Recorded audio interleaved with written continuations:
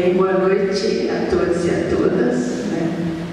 É uma alegria estar aqui hoje com vocês e poder mexer no meu baú de lembranças, de memórias, da minha vida acadêmica, da minha vida pessoal, e trazer alguns casos para contar para vocês. Eu acho que depois de tanto tempo a gente tem mais que contar fatos, contar historinhas, né?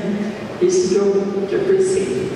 E então eu entrei para o CBCE há 40 anos atrás, em 1982, então foi bem grande. E foi muito interessante essa vivência durante todos esses anos.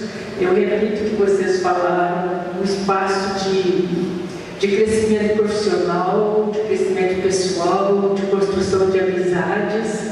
Eu posso dizer que tem pelo menos um amigo em cada estado brasileiro que eu construí, essa amizade construída no CBCE. Isso tudo é muito rico, né? E também por isso eu acho que eu tenho argumentos para dizer que realmente é a instituição mais importante da nossa área do país e que a luta dos seus membros e essa garra é que consegue segurar essa qualidade. Porque não é fácil viver vocês aí, nós já passamos por isso, a diretoria, de assumir um trabalho tão denso, de enorme responsabilidade, nos espaços que a gente tem do nosso trabalho, né, no dia a dia, muitas vezes sem condição financeira, mas pela garra e pela luta. Foi isso que eu pude presenciar esse tempo todo. Bem, então desde 82 eu tornei sócia pesquisadora. Nesses últimos anos eu estou um pouco afastada, só visito no repositório e algumas coisas pela minha condição de vida alguns anos, nos últimos anos, né? Então, mas hoje eu propus a falar um pouco sobre a implantação. Não, a implantação acho que é um processo, mas aquele primeiro momento dos GPTs. Lembrar o que aconteceu daquele momento, e com certeza muitos de vocês estavam lá. Já vi aqui que o Giovanni, muitos de vocês participaram daquele momento. Então, o que eu acho que vou falar para vocês é a percepção que eu tenho hoje daquele momento, que pode ser diferente entre vocês, e depois a gente pode bater um papo sobre isso. Então, como a gente já disse aqui anteriormente, tudo começou em 95, da minha parte, quando nós fomos convidados pelo Grupo de Santa Catarina, a gente fala assim, Grupo de Santa Catarina, para compor o Grupo de Minas Gerais, a direção do CBCE, a partir daquele momento, em Vitória, no Congresso de Vitória. Passando para mim, por favor. Bem, e isso tudo era muito difícil naquele tempo, né? Eu acho que tem as pessoas que nasceram naquela época, ou depois, não tem noção do tipo de dificuldade que a gente podia enfrentar até para se comunicar. Então, nós assumimos o Grupo de Santa Catarina, o Amauri do Paraná, e nós, o Grupo de Minas Gerais, a direção, como eu disse para vocês, em 95. Em 96, no ano seguinte, nós fomos para a PUC de São Paulo, para a reunião do SPBC, e foi a nossa primeira reunião presencial, porque também não tinha chance de fazer por vídeo, igual a gente faz hoje, né? Então era todo no telefone fixo, um pouco e-mail, aquele tipo de dificuldade. E em São Paulo, nós, durante essa reunião, a primeira coisa que nós fizemos foi uma avaliação do que tinha ocorrido em Vitória em 1995. E uma coisa que nos chamou muita atenção foi o fato de os pesquisadores, numa grande maioria, reclamar do tipo de organização do evento. Disse, me botaram num grupo que não tinha nada a ver comigo, né? Porque então era muito centralizado, e o Walter até colocou isso aqui na fala dele hoje, e a Silvânia, que era diretora científica, e ficou para a responsabilidade dela. Imagina aquele número enorme de trabalhos, alguém para selecionar para dizer o que se aproxima do que. Então, realmente foi isso, tanto difícil, tanto para quem coordenava, como também de insatisfação para os pesquisadores, né? Bem, então, nós pensamos assim, precisa ser feito alguma coisa. E aquele fato que parece um fato operacional, nós podemos ver que ele era muito mais profundo, né, do que se parecia. Não era simplesmente um fato, uma maneira de organizar o evento, tinha muito por trás deles. E naquela época, eu me lembro que um autor que nos ajudou a repensar um pouco essa estrutura foi o Bourdieu, quando ele falava da construção dos campos da ciência, né? Já está aqui? Então, o Bourdieu, ao tratar de campo de pesquisa, ele dizia que a luta científica política pela legitimidade depende da estrutura que se forma no interior de cada campo do saber, que é também condicionada por fatores a eles externos. Então, ele nos dá sempre a dica de que é preciso pensar na estrutura desse campo do conhecimento, porque ele tem uma questão de poder envolvido aí. Ele diz também assim, em todos os campos são encontrados os dominantes, cujas posições advêm do reconhecimento do montante do capital científico de que são detentores, e os dominados, os novatos que necessitam ter reconhecido a importância do seu capital, das suas potencialidades, bem como da sua posição atual e potencial no campo. Entretanto, o resultado do jogo de forças nele presentes que vai permitir ou não o avanço significativo da produção do conhecimento em que o campo se ocupa. Então, Bourdieu e outros autores também mexeram um pouco a nossa cabeça para pensar isso. Então, nós partimos naquele momento para fazer uma análise, para pensar, não, claro que não foi com muita profundidade, mas pelo menos para pensar que produção era essa que chegava no Combrace, né? Então, que pesquisas eram construídas, quem as produzia, né? Eram produzidas, quem as produzia, onde e que condições, né? E o que a gente pode ver? Que pesquisas são essas? Eu trouxe um esqueminha aqui que vocês já conhecem bastante, mas só para a gente puxar um fio de conversa aqui, que vai ajudar a responder essas 3 perguntas que a gente fez, que são os temas do Combrace, desde 1979.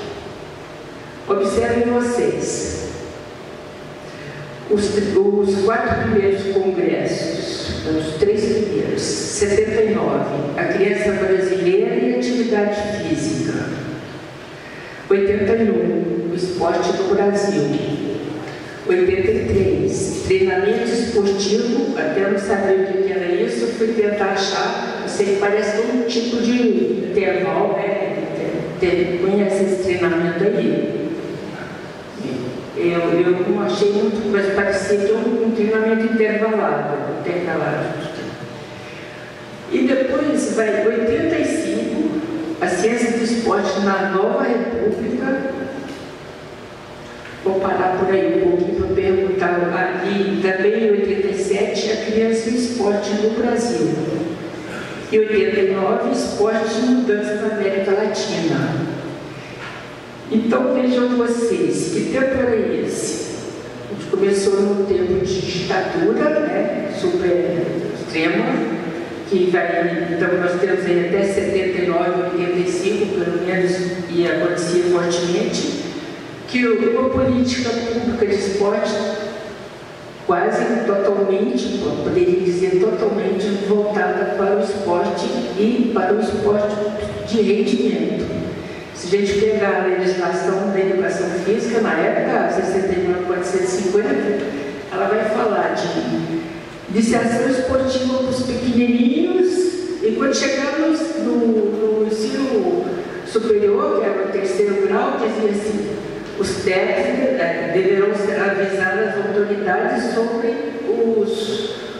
os destaques que aparecerem para futuros atletas. Então, deixa muito claro qual que era a proposta e também onde que era produzida essa pesquisa. Então, nós vamos ver que são, na sua maioria, dentro dos laboratórios de fisiologia do exercício, os laboratórios que tratavam realmente do treinamento esportivo, que eram financiados pelo Ministério.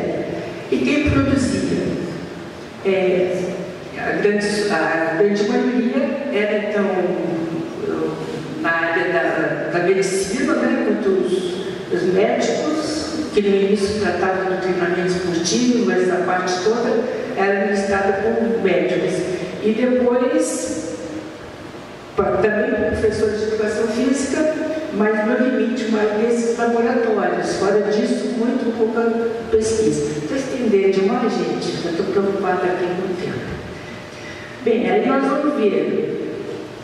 Quando começa, aí, em 85 já dá um toque da Nova República, apesar de que a ciência do esporte é dentro da perspectiva do esporte. Depois nós vamos ver, já em Uberlândia, já aparece a palavra educação física, né? Isso tem a ver também com quem passou a dirigir, né, o colégio e também o que acontecia no clima no geral. Depois nós vamos ver 93, que ciência é essa. Então, a grande preocupação já com a ciência, porque então começou aquele grande conflito do chamado ciência e não ciência, né? Que criou-se essa briga que todo mundo conhece aí, né? Chamou briga porque não tinha um diálogo muito forte, e hoje até hoje ainda tem muitos ranços, de ser você é PE e PS. Um dia eu peguei na turma de prática de ensino, metade da turma aqui, metade eu via que falava uma coisa, outro não rebatia. Está vendo com vocês? Porque ele é PS, eu sou PE. O que é isso, gente? Porque dia nós ficamos uma hora mais lá. Ela pelo esporte e pelo social. Então, é um pouco da prova disso que foi muito complicado nesse período e que até hoje a gente ainda não tem, acabou com todos esses ranços de entender que todas essas áreas são fundamentais. Mas isso também refletiu no tipo de pesquisa que foi produzido logo à frente. Então, nós vamos ver que Vitória já foi intensividade de ciência pedagógica e Goiânia, educação física, esportes, renovações, modismos e interesses. Então, nesse período aqui dos anos 90, nós já vamos ter uma grande, primeiro, ampliação do número de professores e de pesquisadores com mestrado e doutorado, seja nos cursos de educação física, seja na área fisiológica das escolas de medicina e seja também nas faculdades de educação, ciência política, filosofia, e isso ampliou o leque de pesquisadores e também de pesquisas. Então, isso era aquilo que a gente estava vivendo em 1996. De maneira bem grosseira, que vocês todos já conhecem essa história, mas estou só tentando trazer isso para a gente pensar aqui junto. Bem, então, e outro detalhe que teve também nesse período de 90 foi aquela ida ao chão da escola do ponto de vista da educação física escolar, de pensar a instituição, né, por dentro dela, pensar novos de aula, e também na área do lazer, etc. Né? Nós temos ainda aqueles livros todos que estão lá no repositório, os 40 anos, traz muito bem os artigos do Walter, do Kunz e etc. Né? Então, o que nós vamos fazer então, para mudar essa estrutura? Então, foi naquela reunião, com vários de vocês presentes, e nós pensamos então na estrutura dos GTTs, né? Com a participação de todos. Então, por que GTTs? Pensava-se então uma nova dinâmica de produção e de circulação do conhecimento, né? Com todas as problemáticas que eu tinha colocado para vocês. Outra preocupação era de expandir esses debates e que eles deveriam ocorrer não só durante o Comprace, mas seriam grupos que iam se constituindo, se encontrando, criando novas demandas e se agrupando, se conhecendo durante todo o ano, e tendo também suas dinâmicas próprias, poderia ter suas dinâmicas próprias, né? Então, como nós podemos ver daqui para frente, pelo que eu pude observar, esses GTTs foram tendo suas dinâmicas próprias e criando novos mecanismos. Isso poderia então fortalecer o grupo de pesquisadores, fortalecer projetos mais amplos, né, que pudessem ter financiamentos coletivos, e daí para frente, acho que e também, principalmente, democratizar as decisões. Então, quem vai decidir se vai visitar o Congresso não vai ser uma pessoa, né? Vão ser os grupos com autonomia para pensar esses critérios, o que é de avanço, o que não é, etc. Né? Bem, na hora de pensar que GTTs vão ser criados, né? Pode passar, por favor. Que GTTs vão ser criados? Claro que foi uma polêmica grande e uma dificuldade muito grande.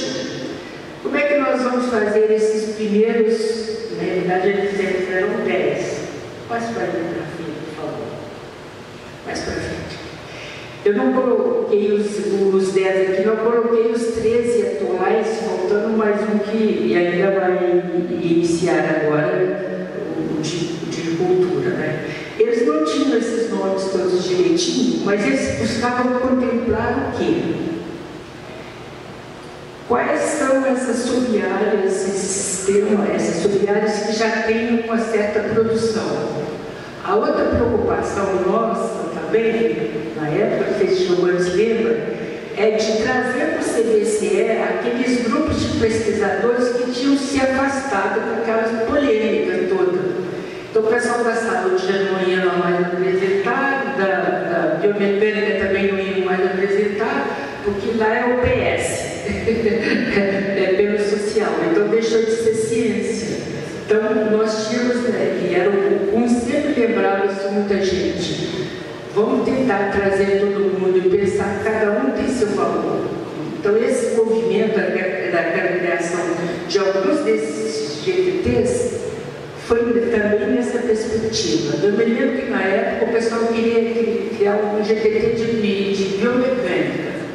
Não dá para ser biomecânica. Seria uma sub-área, uma disciplina dentro. A mesma coisa foi de história. Então não foi fácil, mas nós conseguimos, com as pessoas que estavam ali, definir aqueles testes de GT3. Desses aí, então nós vamos ver, eles foram mudando de nome, por exemplo, de lazer não chama mais recreação e lazer, porque foi um avanço teórico da própria área. O de gênero, que também apareceu, mais esses foram questões que foram aparecendo mais à frente, era o de memória, das políticas públicas continuam direitinho, aí certinho, treinamento esportivo, e eu acho que foi mais ou menos formação, chamava formação profissional e etc. E o mundo do trabalho, era assim que chamava. Mas, então aqui eu falei, o que a gente conseguiu fazer lá? Bem, só que nós teríamos menos de um ano, nós fizemos um encontro, acho que foi em setembro de 96, e em 97 eu já peguei o congresso em Goiânia. Mas como é que nós vamos fazer para operacionalizar isso para dar tempo de fazer? Estava tudo para fazer.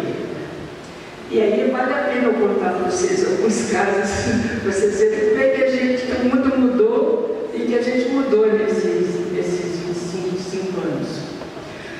A primeira questão era a forma de comunicação, e vamos lembrar que Vitória foi o primeiro CBCE, o primeiro COBRAS, em que se exigiu um texto escrito. Antes era só resumo, mandava os resumos. Então a gente estava nessa fase. Então nós pedimos, como é que nós vamos pedir? Então nós vamos pedir que as pessoas mandem uma cópia impressa do texto, aliás, eram 2 cópias impressas do texto, e o texto num CD. Era o CD que usava no CD, era um disquete. Era um disquete. O disquete, é quadradinho, né? O disquete. Bem, colocamos lá mais ou menos o número de páginas, que eu acho que eram 15 páginas, não sei. Tinha que ter um resumo embaixo. Vocês tinham de ver a dificuldade. Quando a gente foi receber esses trabalhos, tinha gente que mandava coisa de 40 páginas, 50 páginas, texto. Para a gente organizar essa pessoa por telefone, muitas vezes na universidade eles mandam, olha, dá um jeito aí de reduzir, porque a gente não pode publicar esse trabalho todo. Por fazer aqueles anais de quase 1000 páginas, né? Bem, e aí outra coisa também que a gente observava muito era muito erro de gramática dos textos. Foi preciso no seguinte a gente chamar a atenção, por favor, passe por uma revisão de português, porque não dá para você publicar um texto científico dessa maneira. Era a dificuldade que a gente vivia naquele momento. Outra coisa que era assim, a comissão científica aqui em Belo Horizonte, e tudo seria feito lá em Goiânia. Então, o que foi? Eles mandaram os CDs para o interesse de Goiânia. CD não, como é que chama? Disquete. Eles decidiram, vamos buscar isso aí. Saiu a Eustáquia de Belo Horizonte, com a malinha dela de roupa e uma mala vazia. Sabe para quê? Pegar os disquetes, botar tudo naquela mala para trazer para Belo Horizonte. E o que a gente fez lá em Goiânia, com a comissão organizadora, foi ver se estava tudo certinho no seu GTs, porque eles tinham que se inscrever, cada um no seu. Né? Mas, ficou só muita confusão ali, mas tudo bem, trouxemos para cá.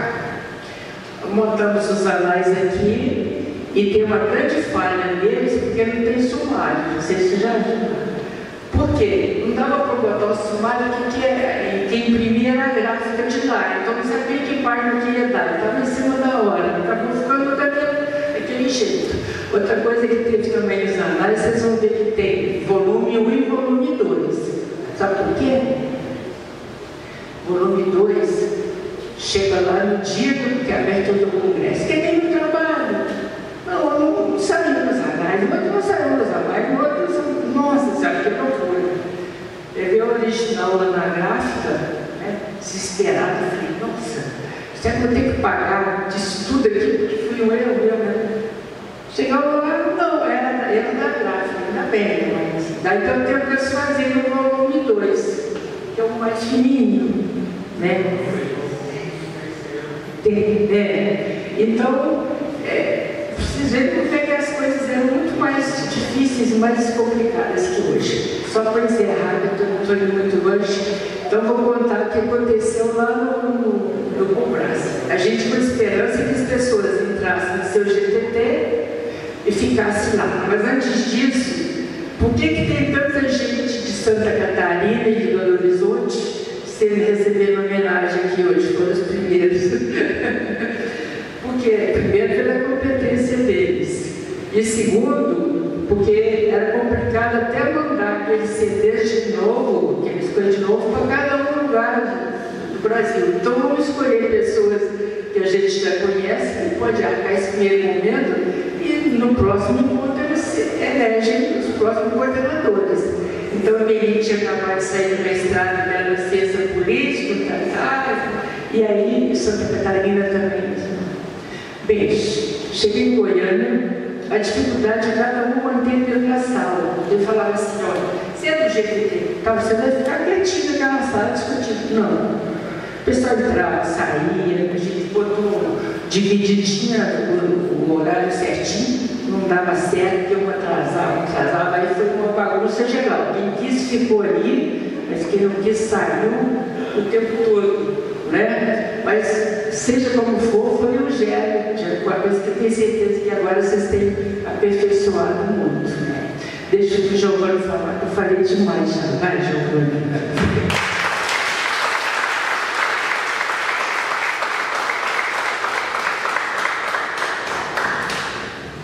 Uma delícia ouvir eu estar aqui. Obrigado. Então, como disse eu, que a gente viveu as coisas juntos, o máximo que a gente consegue é fazer leituras a partir de um ponto de vista.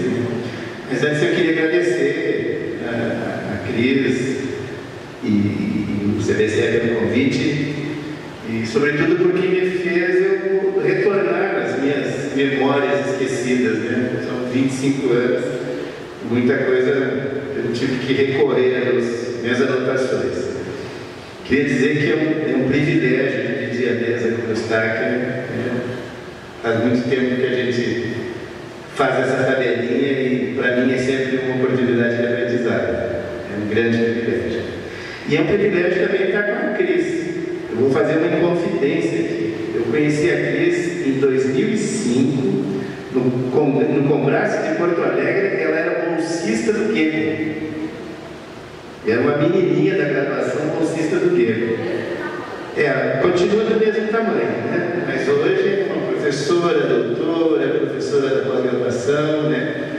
Que beleza a gente ter o privilégio de acompanhar essa trajetória, de ver onde chegam os nossos parceiros.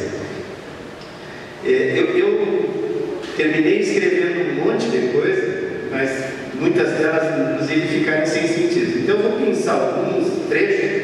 Eu não sou muito contador de causa, né? Mas eu vou pensar alguns trechos para a gente conversar sobre essa celebração, né?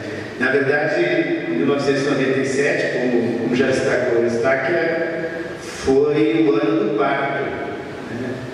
Mas a gente acompanhou, na verdade, participamos do namoro, do casamento e da gestação dos GTTs, que foi de 95 até 97. É uma gestação meio longa, né? E por conta disso, eu queria me remeter, como o Eustáquio já fez a referência, à vitória de 1995. E, sobretudo, me remeter ao tema do Congresso de 95, que foi o nono, que foi interdisciplinaridade, ciência e pedagogia. E isso, inclusive corroborado pela fala do Walter, num outro momento, não nesta fala que ele fez aqui, ele identifica ali, né, vamos dizer assim, o vírus que gerou os GTTs. Então, só me remetendo a 1995, a comunidade do CBCE chegou à vitória em sobressalto, porque, diferente dos anos anteriores, nós chegamos sem uma diretoria eleita.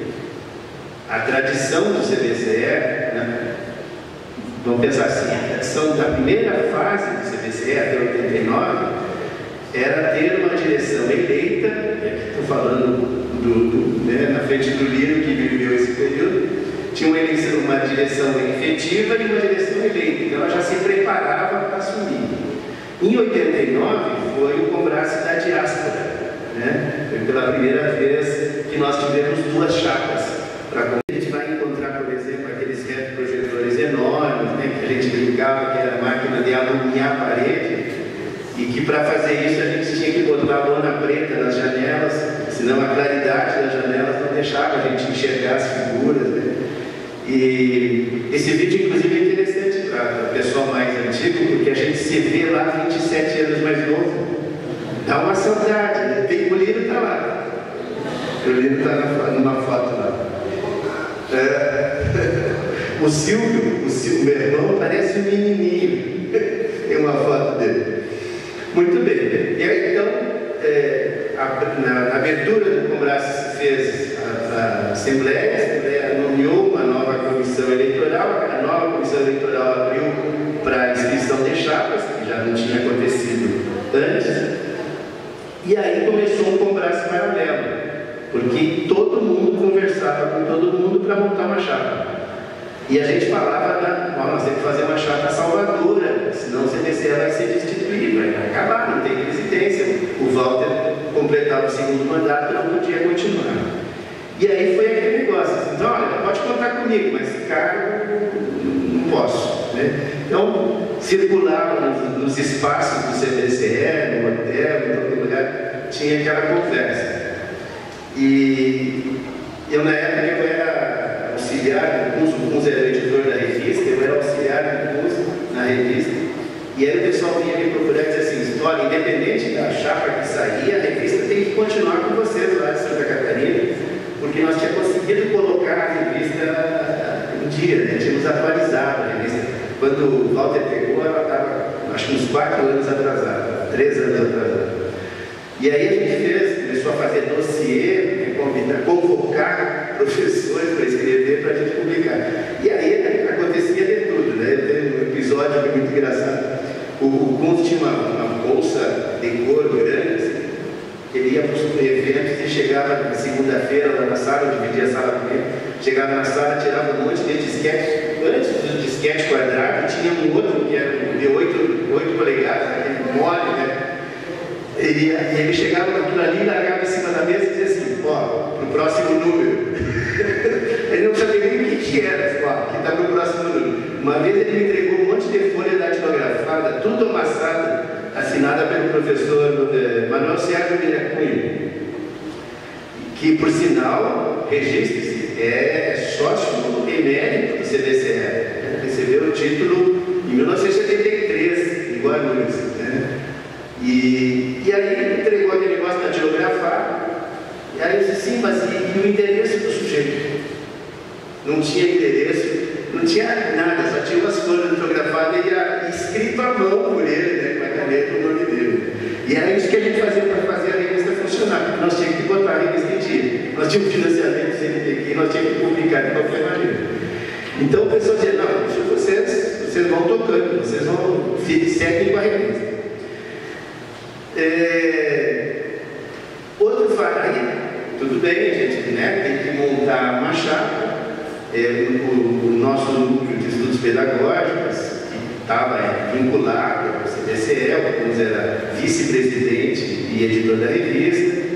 Aí a gente começou a conversar, não, nós temos um compromisso, né? Sentamos num boteco e disse, não, nós temos que assumir. Mas quem que a gente vai assumir? Nós não temos perna para assumir sozinho. Aí o Amaury estava junto, que era da Universidade Estadual do Maringá, e disse assim, ó, pode contar comigo, eu vou junto. Ah, tudo bem. Sim, mas nós precisamos de um diretor científico que qualifique, né? Nós éramos todos, eu particularmente, fazia 2, 3 anos que eu estava na universidade recém. E aí nós precisamos de um diretor científico assim que seja representativo, que nos ponha a cara do CDCE para fora, inclusive. E aí juntamos com o pessoal de Minas e, por uma felicidade, daí um pouco o assunto confluiu para esta jovem. A Salvadora. Nós precisávamos de uma chapa Salvadora. Eustáquia Salvadora precisou. E aí ela topou, né? E foi ótimo, porque aí a gente, né, pôde compor, né, e de fato, né, foi um momento meio preocupante. Ao final daquele congresso, nós fizemos uma reunião informal enquanto o pessoal carregava as caixas, que era o arquivo do CDCE, que estava lá com o Walter, ele estava rodando um ônibus que ia para Santa Catarina. Enquanto isso, a gente se reuniu para conversar e a gente reafirmou entre nós que aquele modo de organização não estava legal.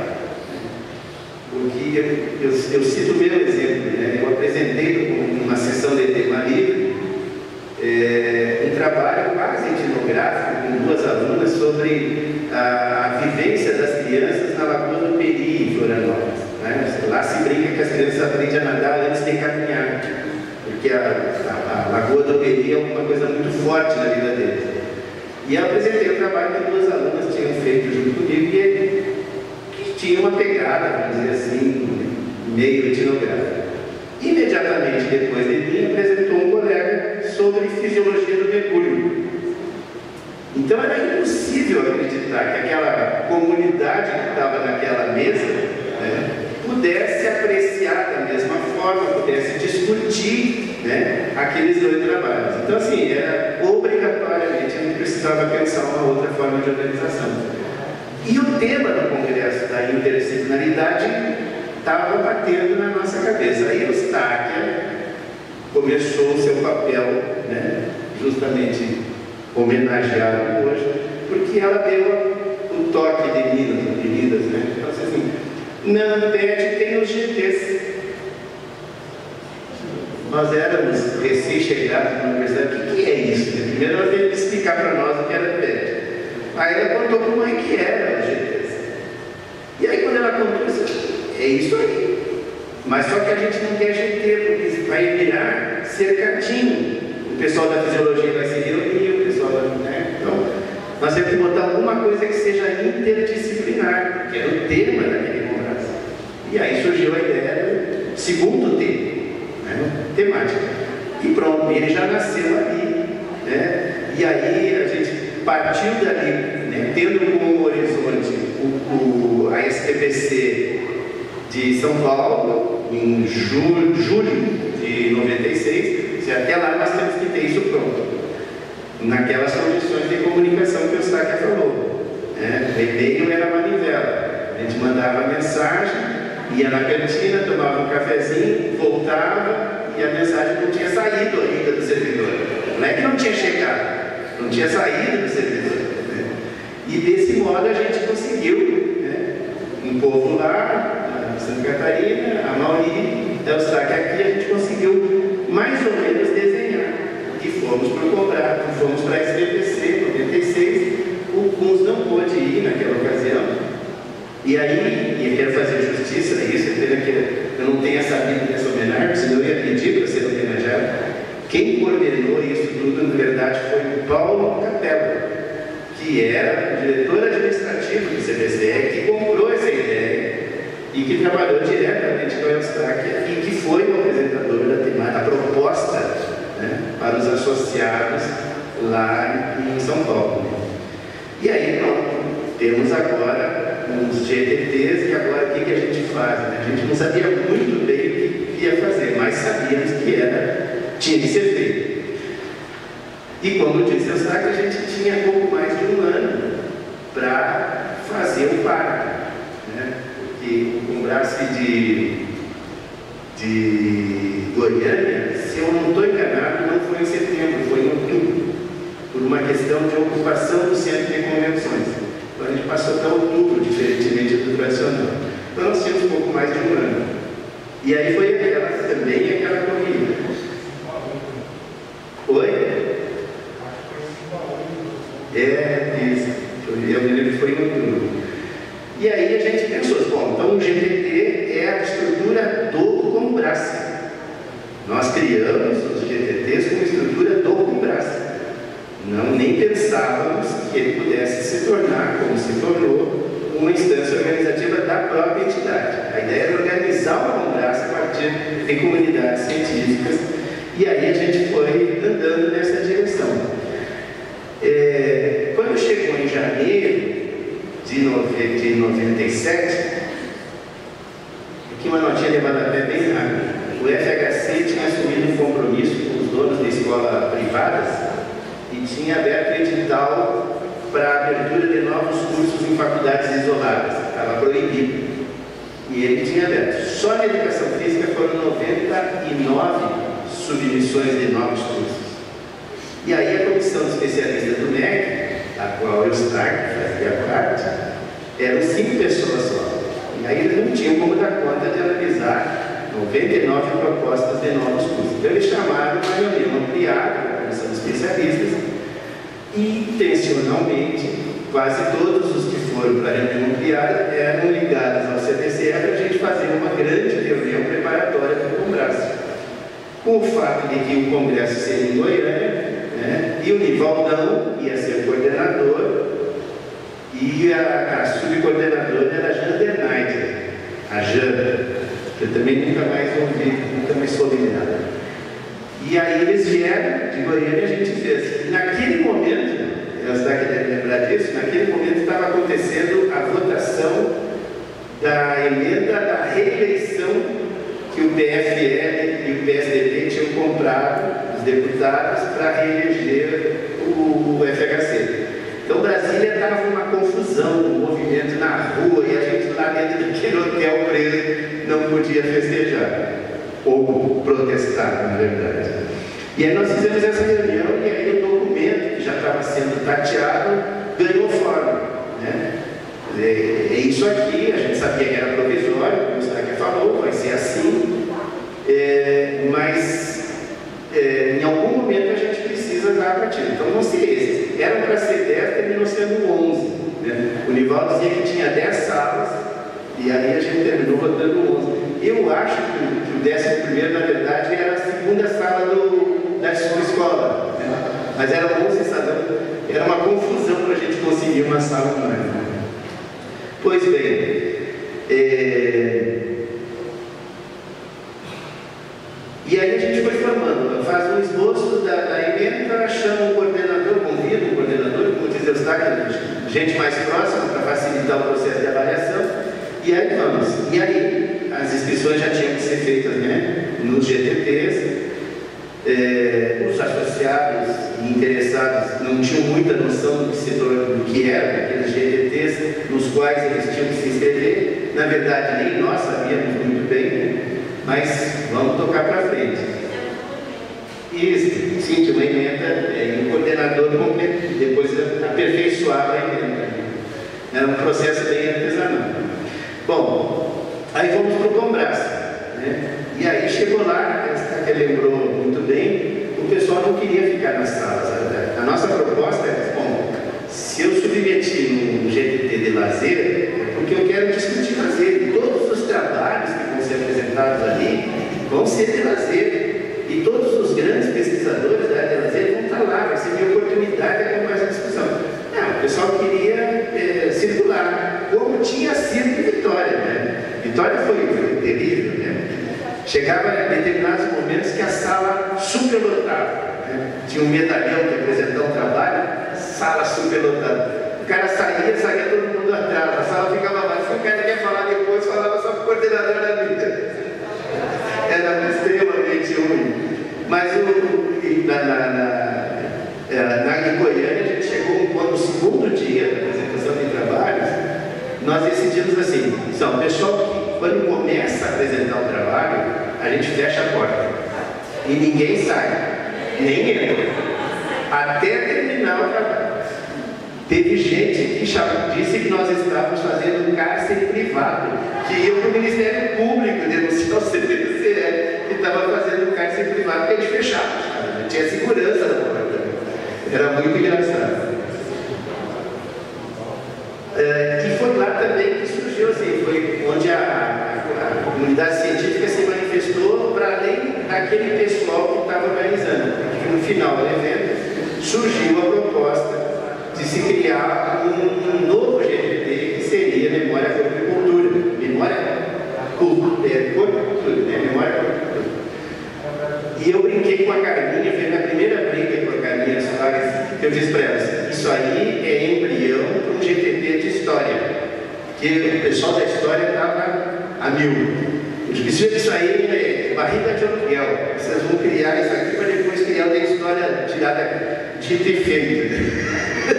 3 anos, 4 anos depois, o pessoal do GTT de Cultura, Memória para a Cultura, chegou à conclusão de que era impossível aqueles 3 temas juntos que tinha sido proposto ali de trás. E aí conseguiram, eu acho que foi na gestão do Fernando, né? Não sei se foi na Fernando ou da Ana Márcia, que criou ali o GT de memória separada. Foi muita confusão, né? Teve pessoal que se dispôs para que a gente insistia que aquilo ali tinha que memória era disciplinar, né? Aí o pessoal dizia, não, memória não é disciplinar, é transversal, é temática. Foi uma confusão, mas foi muito interessante. Teve inclusive um evento, um congresso, eu não tenho certeza, mas talvez tenha sido em 2005, que chegou a surgir uma proposta de ter 2 estruturas paralelas, dos GTTs e dos GTDs. A ideia era ter os grupos de trabalho temático e os grupos de trabalho disciplinares. Né? Acho que nem chegou a ser votado, né? Foi tão bombardeado que ficou pelo caminho. Foi? Chegou a ser votado? Eu nem lembrava que tinha sido votado. Bom, aí teve alguns fatos interessantes, uns causos interessantes, né? Por exemplo, em 2003, na continuação da gestão do Molino, já com a Ana Márcia, nós tivemos um GT-ET, né? Que era o GT pós-graduação. A pós-graduação, a área 21 não recebia o CDCE sob hipótese alguma. A gente queria discutir pós-graduação com a CAPES, a área 21, e não tinha lugar para o CDCE. Então, os colegas tiveram a feliz ideia. Vamos trazer então a pós-graduação para cá. Criaram o GT de pós-graduação, convidaram todos os coordenadores, convidaram o representante nipônico da área da CAPES, ou, mais certo, a CAPES na área, né? E levaram para Caxambu. E gerou um certo estranhamento, porque esses caras, os coordenadores de pós, não se misturavam, né? Não iam para o GT Piscina, que era a parte mais importante do congresso, né? E aí aquela coisa ficou meio estranho. Aí tinha gente que era da pós-graduação que queria ir para discutir pós-graduação, mas não tinha porque a gente estava nos nossos GTTs, né? Então foi uma experiência, não foi uma tentativa, vamos dizer assim, né? Mas não decolou.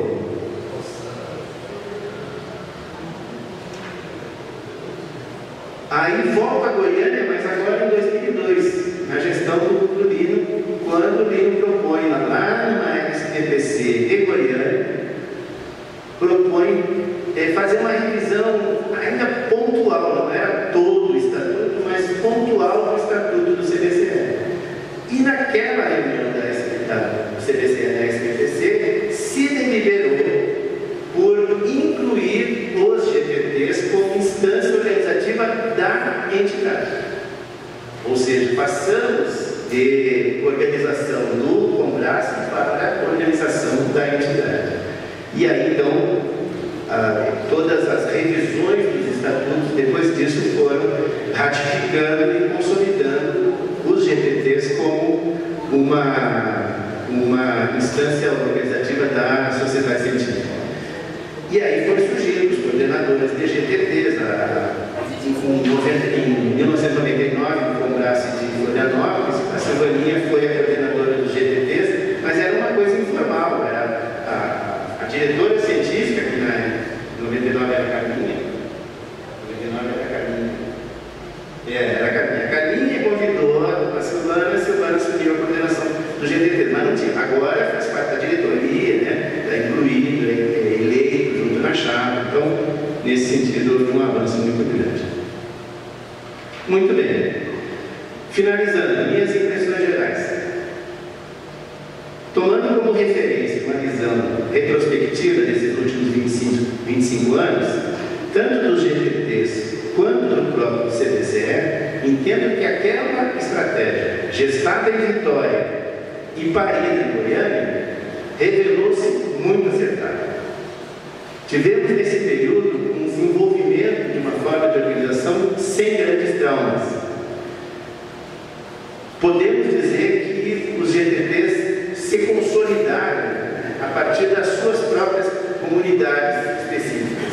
Ou seja, a organização dos GTTs é que fez essa consolidação. Não foi algo que o CBCE colocou como uma exigência, né? Acredito que o desenvolvimento dos GTTs nesse período não foi linear. Alguns GTTs avançaram muito mais, outros, né, demoraram mais para decolar. E mesmo hoje, né, tem estruturas, formas de funcionamento e alcance, vamos dizer assim, diferentes, mas de maneira geral houve um grande avanço. Eu hoje não consigo imaginar os Combraças, sobretudo os Combraças e o CBCE também, mas não consigo imaginar os CBCEs, o Combraças sem os GTTs. É inimaginável, né?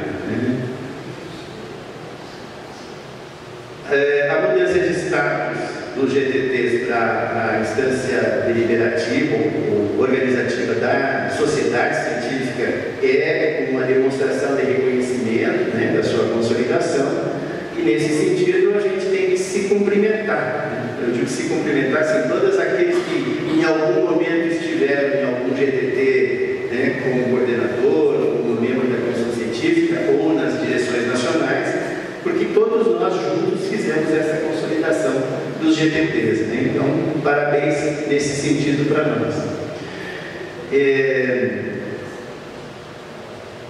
Acredito que essa visão interdisciplinar que se buscou com os GTTs não chega a ser, vamos dizer assim, totalmente hegemônica dentro do colégio, né? A gente pode dizer que todos nós ainda temos um certo ranço disciplinar que faz parte da nossa própria formação, das nossas instituições, mas eu acredito que essa conformação de GTTs trouxe para o CBCE um outro olhar, trouxe para o CBCE um olhar mais abrangente, mais detalhado. Enquanto nós estávamos em sessões temáticas, em sessões de exposição de trabalhos, isso obviamente não existia. Acho que é uma prática salutar, né? E acho que a gente precisa levar adiante. Queria dizer também que, inteligentemente, os GTTs, por iniciativa dos próprios GTTs, passaram, do momento em diante, a se abrir, né, para intercâmbios, seja com pessoas, inclusive, de fora da nossa comunidade científica, seja entre GTTs, com o surgimento das mesas conjuntas de 2 ou 3 GTTs. Então, é uma perspectiva de aprofundamento de uma visão epistemológica mais interdisciplinar. E aí, desculpe a modéstia, né, mas quem começou isso foi o GT de Comunicação e Mídia, né? Daí a Tati e o César que não me deixam mentir sozinho. Fomos nós que começamos isso lá em Porto Alegre com a Rosa Maria Coelho Fischer, né? E de lá para cá a gente foi criando, todos os anos a gente tem convidados. Na verdade até foi um pouquinho antes, mas depois eu posso contar essa história, senão vou me alongar. Assim como também foi o nosso, que a gente diz que é o melhor GTT do CBCE, Comunicação e Mídia, foi que a gente ampliou esse olhar interdisciplinar com a SIM, né, que é a sala de imagem, que ela nasce na perspectiva de acolher trabalhos com imagem de todos os GTTs. Ela não é uma sala para o GTT, ela é uma sala do GTT para o Combraças, né? Então, a gente aumenta esse olhar.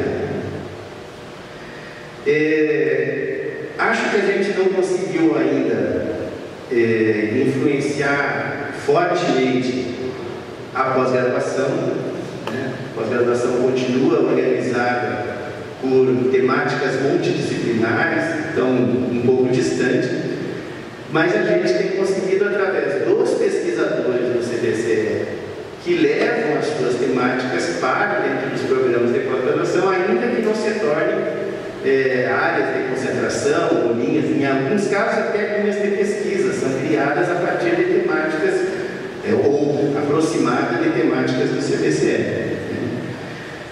Há uma intenção de que os GTTs, informalmente, não consta isso como suas atribuições, mas há uma intenção que os GTTs colaborem na organização dos eventos regionais, estaduais, e atuem junto com as secretarias estaduais. Eu tenho para mim que isso não está funcionando, né? Pelo menos na região sul, a gente percebe que isso, né, quando acontece é esporadicamente, então talvez seja uma pista para a gente repensar essa nossa ação integrada dos GTTs, não só com a direção nacional, mas também com as secretarias estaduais.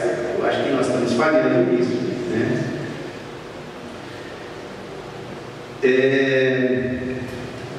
Há um incentivo que as direções nacionais têm feito para que os GTTs se voltem para si mesmos na produção de balanços, né, de textos que reproduzem, que investiguem a própria produção do GTT, né? Coleção 40 anos do CBCE, por exemplo, é uma maneira como os GTTs puderam se olhar para o que foi feito e perspectivar, né, temáticas futuras. Então, há um amadurecimento científico dos GTTs, e eu me atrevo a dizer que esse amadurecimento científico dos GTTs também levou a um amadurecimento científico do CBCE. Acho que o CBCE ganhou com esse amadurecimento científico. E aí, para concluir, que eu já me estendi muito mais do que eu pretendia, tem uma sugestão, né, que é, na verdade, um alerta. Né? Tem um ditado popular que diz assim: criou fama, deitou na cama e caiu dela. A gente precisa tomar cuidado, né? A gente pode dizer que a consolidação dos GTTs é uma realidade, temos sim que comemorar, né? Mas como diria a Gal, a gente precisa estar atento e forte, porque o CBCE e os GTTs têm que ser a vanguarda do conhecimento da educação física. Nós não podemos abrir mão. Então a gente precisa estar com esse olhar para fora do CBCE para ver o que tem de emergência em termos de temática, o que tem de lacunas, o que tem de interesses que talvez, né, o CBCE tenha que acolher. Então, nesse sentido, eu diria que a gente precisa manter a atenção cada vez maior. Vida longa aos GTTs, vida longa ao CBCE.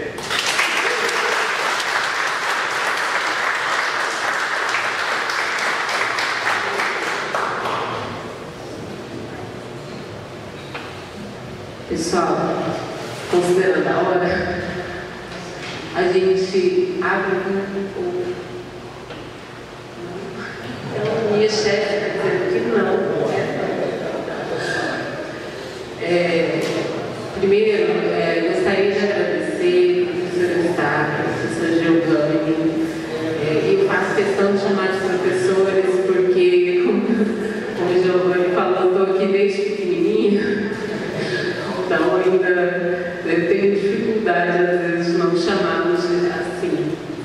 Mas foi muito bom ouvir tudo isso, e eu falo também em nome da Comissão de Memória que a gente montou no CBCE, que dos GTTs a gente ainda tem até muito registro, né? Se a gente for olhar para as secretarias, é muito difícil.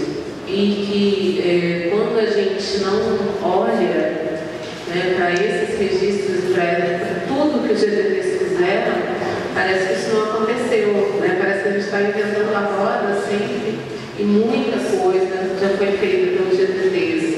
Eu reuni os livros, desde o livro que a Silvana publicou em 99 até a coleção dos 40 anos, né? Quanta coisa tem ali, mas a gente quer dizer que a gente vai incomodar vocês mais vezes, porque a gente está na comissão registrando, né, essas memórias em formato de entrevista. A gente ainda vai incomodar vocês e várias outras pessoas que estão aqui, né, que já foram coordenadores, mas que essa relação, né, das secretarias também é muito importante. E vocês querem fazer como considerações finais? Só agradecer e dizer da minha alegria de estar vendo tanta gente amiga, tanta energia gostosa. Obrigada.